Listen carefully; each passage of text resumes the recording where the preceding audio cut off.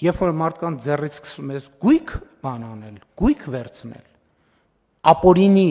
թալանված գույքը հետ վերցնել, եւ մարդիկ զգում են, որ մոտենում է, ինչ պետք է անեն։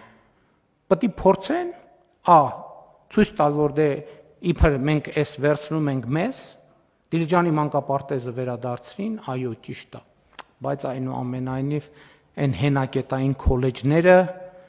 հանրապետության հենակետային քոլեջների մի մասը վարչապետը նվիրեց դստերը, երկրորդ մասը երկրորդ դստերը, երրորդ մասը երրորդ դստերը, չորրորդ մասը ընդհանրապես բաները, համալսարանները որդուն է նվիրել, բաները, մարզադաշտերը եւ մարզադպրոցները, ասենք, չգիտեմ, ելում եւ այդպես շարունակ։ Բայց մենք շարունակելու ենք այդ բոլոր թալանվածները հատիկ վերադարձնել։ Ուրիշ տարբերակ չկա, չեմ փախնի։ Ոնց որ ասել են ոչ մի ձուկ եւ ոչ մի մուկ չի պլստալու, արդեն չեմ պլստում։ Ու դրանից անկանոն շարժումներ եւ անկանոն գորգորոսներով լցրել են Հայաստանի Հանրապետությունը։